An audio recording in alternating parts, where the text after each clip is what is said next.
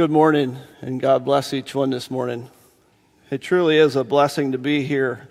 And thank you, Kyle, for the tidbit on if you want to do great things, do the little things well. And I couldn't agree with you more. That great inspiration. And also, Benji, thank you for your devotional this morning and emphasizing the importance of resting in all areas of life. Viktor Frankl was born in Vienna, Austria in 1905 into a Jewish family. From a young age, he was fascinated with the questions and the purpose and meaning in life. As a medical student, he specialized in neurology, focusing on depression and suicide prevention. In fact, by his mid-20s, he was already recognized for setting up youth counseling centers in Vienna that saved many young people during exam sessions when suicide rates were high. But in 1942, Frankl's promising career was brutally interrupted. He, along with his parents, wife, and brother, were deported to Nazi concentration camps. Over the next 3 years, he endured unimaginable suffering in Auschwitz and other camps. One icy dawn in Auschwitz, Viktor Frankl and a group of prisoners were marched out to dig trenches in the frozen ground. Their bodies were skeletal, wrapped in thin uniforms, and their stomachs gnawed with hunger. The cold cut into their skin like knives, and the thought of surviving another hour felt impossible. As the group stumbled forward, one young man whispered in despair, "I cannot go on. There is nothing left to expect in life." Frankl, exhausted himself, turned to the man and said softly, "Do not ask what you expect from life, but instead ask what life expects of you." The man looked at him in silence. Frankl went on to say, "Perhaps life still expects something from you, someone who loves you, or work that only you can complete. But even in suffering, you can give life meaning through the ways that you bear it." The words did not erase the hunger or the cold, but they sparked something in the man's eyes. He straightened, lifted his shovel, and walked on. In the camps, Frankl observed a profound truth. Those who survived were not always the strongest physically, but often those who held on to a sense of purpose. Something or someone to live for. He clung to the hope of seeing his wife again and rewriting the manuscript for the book that he had been working on before his arrest. After the war, Frankl went to Vienna with nothing but his insights. He wrote the book, Man's Search for Meaning, in 1946. In it, he introduced the world to the conviction that the primary drive in life is not pleasure or power, but meaning. His life has touched millions, reminding the world that even in the face of unimaginable suffering, life holds meaning. This was a book that I was introduced to recently, and I read it. And as I was reading it, I was faced with these questions. What is it that makes some react to trials in so different ways? What makes some react in hope and joy in the midst of hardship? What makes some react in despair? Is there biblical examples that we can look to find answers? So the title of the message this morning is Living with Confidence in the World of Uncertainty. When we look at Bible characters, knowing that there were that these were men and women just like us, one question comes to mind. What allowed them to rise above the circumstances, the dire circumstances they were in, and live victorious lives? What drove them to live with such clarity and vision when all odds seemed stacked against them? So this morning I'd like to look at three individuals who displayed characteristics that I think that we can learn from. We want to look at Joseph, talking mainly about confidence, a confidence that was rooted in faith. I'd like to talk about Esther, talking about courage. Main thing is courage. Courage to serve wherever God calls. And then we want to look at Daniel and how he was faithful regardless of the circumstances.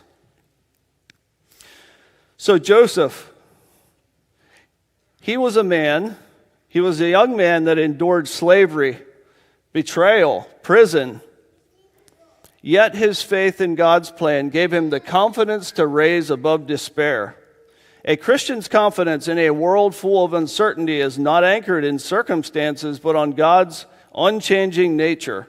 While economies shift, health fails, and cultures change, we can always trust in the character of God, in His sovereignty, His goodness, and His faithfulness. Hebrews 13 verse 8 says, Jesus Christ is the same today and yesterday and forever. This unchanging foundation provides stability when all else around us may seem fragile. So going into Joseph's story, in Genesis 37 verse 3 and 4, it says, Now Israel loved Joseph more than any of his other sons because he was the son of his old age, and he made him a robe of many colors. So, we see early on it looked like life was going pretty good for Joseph. He was a favorite son of his father, but his brothers didn't like him too good. And the reason is because he showed favoritism. He was, and you ask why? Well, he was the son of his favorite wife, which is probably one of the reasons, not the only reason, but one of the only reasons to have just one wife, not 2, 3, 4, but it's a good reason to have one wife. But we see it started out, but his father loved him, but he also showed favoritism. Genesis then going on talking about his captivity and how his brothers took him and hated him so much they took him and they were going to kill him, but then they decided not to kill him because Judah didn't want his blood on his hands. And it says in Genesis 37 verse 26 to 28, Judah said to his brothers, What profited if we kill our brothers and conceal his blood? Come, let us sell him to the Ishmaelites. They sold Joseph for 20 shekels of silver, and he was taken to Egypt. Now this could have been the end of Joseph's story. And to many others, it probably would have been the end of the story. But not only did Joseph survive, he actually thrived where he was at. Genesis 39, 3-5 talks about how when he was taken as a slave, brought into the Pharaoh's house, or into Potiphar's house, it says, His master saw the Lord was with him and caused all that he did to succeed. So Joseph found favor and was made overseer over his house. The Lord blessed the Egyptian's house for Joseph's sake. You're looking at that as what an absolute dream come true for a school teacher. If you have a student in your classroom, an employer, if you have someone that continues to strive and continue to do great in whatever you have toward him. And the other thing is, what a blessing to have children like that. Children that are a blessing and continue to do great, impact people for the good, and it because of the Spirit of God within them. Joseph served with excellence and purpose, keeping his focus forward, yet God was preparing him for even greater things. I see a man here that was not only looking forward, his goal and purpose was serving his master and serving with excellence. So far, it appears like since he's living in his master's house, so far it appears like his life has gone fairly well now. And you could have thought, Joseph has endured so much, so why not let him continue on with the way that it was? But God was preparing him for greater things. The times that we are most vulnerable are also the times when we have reached a level of success and we tend to relax. It's called the Matterhorn syndrome. In Switzerland, there is a 14,000-foot high mountain called the Matterhorn, and at the base of the Matterhorn mountain is a cemetery called the Matterhorn Cemetery. It is filled with climbers that died almost exclusively as they were descending the mountain. Not ascending the mountain, but descending the mountain. They had struggled to the top and had experienced the peak, and now they were coming down the mountain. The problem is, in those times, they have left their guard down, and it ends up costing them their life. Isn't that true with temptation? Corinthians 10, verse 12 says, "Therefore let everyone who thinks he stands lest he fall." Here we see Joseph's test of integrity. You know, Potiphar's wife was continuing to tempt him. It says she tempted him daily, yet he refused. Genesis 39, verses 6 to 12 says, "Now Joseph was handsome in form and appearance, and after a time his master's wife cast her eyes on Joseph and said, 'Lie with me.' But he refused and said to his master's wife, 'Behold, because my master has no concern about anything in his house, and he has put everything in my charge. He is not greater in this house than I am, nor has he kept anything back from me except you, because you are his wife. How then can I do this great wickedness and sin against God?' And as she spoke to Joseph day after day, he would not listen to her to lie with her or to be with her. But one day, when he went into the house to do his work, and none of the men of the house were there, she caught him by his garment and said, 'Lie with me.' But he left his garment in her hand and fled and got out of the house."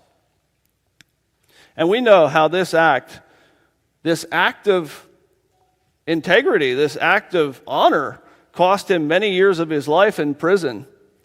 Looking at these verses, what can we learn about the core of who Joseph was? It says she tempted him daily. There is a difference between a one-time temptation and an ongoing temptation. The ongoing temptations that we face day after day, they tend to wear us down. It was also a sustained temptation, and it was a secret temptation. It was during the day when all the others were out of the house, and she thought, surely he wouldn't be able to resist her now. You know, the test of a person's character is what they will do when they are absolutely sure that no one will find out. How often am I righteous? Not so much because of my love of God, but more from the fear of having someone else find out. But here Joseph knew that most likely nobody would find out. It was a secret, and it was a sensible temptation. He could have easily played the victim and thought, why does it matter? I'm this servant in this foreign country. My family's rejected me. My friends have rejected me. Like, why does it matter? Over the years, I have had people that I've known, and even friends, that I have seen wreck their lives because of their lack of integrity and unfaithfulness. You know, it is often over a long period of time that there is not a rejection of the small temptations. A little bit like Kyle was talking about doing the small things right. But it's also the big temptations often start with a series of little temptations. The small get bigger until they find themselves in a spot that they never thought, that they didn't ever expect. In this Bible example, I think it is wise to ask, how did Joseph overcome such a powerful temptation? He had conviction before the crisis. It says he just refused. He didn't pray about it. He didn't call his small group leader. He didn't call his pastor. In verse 8, it just says he refused. Why do you think he did it so quickly? He had already determined before it happened as to what he would do when something like this happened. The conviction was in his heart long before the crisis was in his life. There's a quote by Dr. R.A. Torrey that says, "The reason so many fail in battle is because they wait until the hour of battle. Or the reason they succeed is because they have gained the victory on their knees long before the temptation came." You know, in your friend circles as youth, you will need to have determined in your heart what you will do in the areas of alcohol, substance abuse, pornography, and other temptations before you are asked to join or before the temptation is at hand. When you're in a dating relationship, you will need to know in your heart what is right before the temptation comes. We need to have boundaries in our lives as we interact on a one-on-one basis with the opposite sex in our married life. Joseph succeeded because he already knew what he would do before the temptation came. If you don't know, you had better figure it out and make a covenant with God before the temptation comes when it comes to your sexual purity. Joseph endured betrayal, slavery, and prison, yet his faith in God's plan gave him confidence to rise above despair. A Christian's confidence in a world full of uncertainty is anchored not in circumstances, but in God's unchanging nature.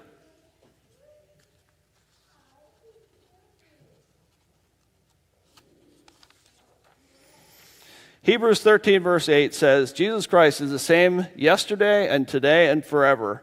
This unchanging foundation brings stability when everything else feels fragile. So going on to the story of Esther, talking about courage, the courage to serve wherever God calls. Esther, she was this young Jewish girl. She was brought into exile into the country of Persia, and she rose from captivity to become queen. It talked about how when she was brought to the king, she rejected all the nice things. She rejected all those things and basically went as she was. It said that she was beautiful, but I think there was probably a lot of other beautiful ladies that actually were there, but there was something about her that the king recognized.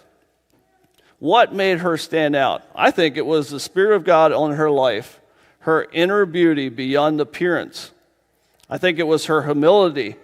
We've seen how even when she became queen, she still took counsel from her cousin Mordecai, who he had actually adopted her as a daughter, but she didn't reject his counsel. She kept asking for his counsel, and he lived in the court, and she was a queen, and she still kept asking for his counsel. It was also because of her obedience. She respected authority and remained teachable. I know that the king who had rejected a queen before her, and there was probably some legitimate reasons on her side, but part of that was because of disobedience. But I think he recognized her obedience, about her respect and authority. And then also, when Haman had convinced the king to destroy the Jews, that's when Esther's courage shone. Esther 4, verses 14 to 16. This is when Mordecai is talking to Queen Esther, and he says, so this was after the Jews had been sentenced to die, really. There was a time of their life, it was a time where there was a date coming over where basically everybody was going to be able to take their land and kill the Jews. And here's Mordecai talking to Queen Esther, and he says, if you keep silent in this time, relief and deliverance will rise from another place. And who knows whether you have come to the kingdom for such a time as this. And Esther says, I will go to the king. He asked to pray and to fast, and she says, I will go to the king, knowing that it could cost her life. And it says, if I perish, I perish. What an amazing and courageous response when God calls us to action. Question for each one of us. Am I willing to put aside the fear of man, the fear of rejection, the fear of losing a title, when God calls us to a life of obedience, even when we don't understand? Recently I know there was a lot of Charlie Kirk in the news, and he was a person that I enjoyed watching clips of it. I think he has some amazing teaching, amazing insight, very clearly has the Spirit of God upon his life, or had the Spirit of God upon his life. And when I think about all the things that in the last couple weeks have happened, people coming to Jesus, politicians preaching messages, just absolutely amazing. I had to think about, do you think that Charlie Kirk gone back would have done anything different. And I truly think that when asked about what he'd like to be known for, it was his faith in his Lord Jesus Christ. And I actually think if he had to do it all over again, he would do it because of the impact that it had in people's lives. And I think just like that, we should be willing to be used for God's greatest glory in whatever area of life that is. So looking at the life of Daniel, Daniel, when I think about his life, he was faithful. It didn't matter the circumstances. Daniel was this young Jewish boy. He was taken by King Nebuchadnezzar when Babylon had besieged Jerusalem. And you think about, young, he's coming into this country of Babylon. And in the book of Revelations, it talks about Babylon the Great is portrayed as the mother of prostitutes and abominations, symbolizing a worldwide system of corruption, pride, and greed. So this is where Daniel finds himself. So just like the story of Joseph and Esther, I'm sure Daniel could have thought, how is it possible that I can even begin to make a difference? How is it possible that I can remain faithful when I'm all by myself? In Daniel 1 verse 8 it says, "But Daniel resolved that he would not defile himself with the king's food and wine." And to some people, to actually have the opportunity to eat at the king's table, to eat the food that the king was eating, drink the wine that the king was drinking would have been considered honorable. But not to Daniel. It was because Daniel knew that that's not what God wanted for his life. So looking at the 5 areas of Daniel and how he portrayed faithfulness. Daniel was faithful in his diet. Daniel refused defilement even when compromise looked appealing. God honored his faithfulness with health and wisdom beyond his peers. I think he excelled in great ways for a little step of faithfulness. He was faithful in service. Daniel served under multiple kings with integrity. And when you think about a servant boy coming from a foreign country, he was captive, and he was captured and brought into this. And he had the opportunity to serve 3, if not 4, pagan kings. And you're like, what was it? What did they see that allowed a Jewish man that grew up a captive? But I think it was because of God's Spirit within him. Daniel 6 verse 3 says, "Then this Daniel became distinguished because an excellent spirit was with him. And he was also faithful in worship. He prayed 3 times a day, even when it was forbidden." And we know that also caused some trauma when he got thrown in the lion's den. It also allowed a miracle to happen. His public faith led to the miraculous deliverance and a national revival. We also see that he was faithful in speaking the truth. He delivered hard messages to kings respectfully but boldly. And when you looked at how prophets, when they were asked to come tell the king what God was saying, a lot of them were scared because there was prophets that were put in jail. There was prophets that lost their lives because they spoke the truth. But he did that respectfully but boldly. He feared God more than man. And I'd wonder, how often in our lives are we willing to say hard truths to our friends, to those that we work with, when we might feel like it puts us at risk of our relationship? But we see Daniel did this respectfully but boldly. And then lastly, his faithfulness in prayer. He interceded for his people. He interceded for his people with humility and persistence. Daniel 9 verses 3 and 4 says, "I turned my face to the Lord, seeking him by prayer and fasting." Faithfulness is not just avoiding sin. It is continually seeking God and standing firm. So just a few closing thoughts. Am I living in godly confidence, even in an ever-changing world? Like Joseph, do I wake up each morning with the confidence that God is with me no matter what I face today? Like Esther, do I recognize that each one of us is called to this earth for such a time as this. God makes no mistakes in calling you to the family that he has called you to, the church that he has called you to, the youth group that he has called you to. He makes no mistakes. And are we willing to respond by saying, if I perish, I perish?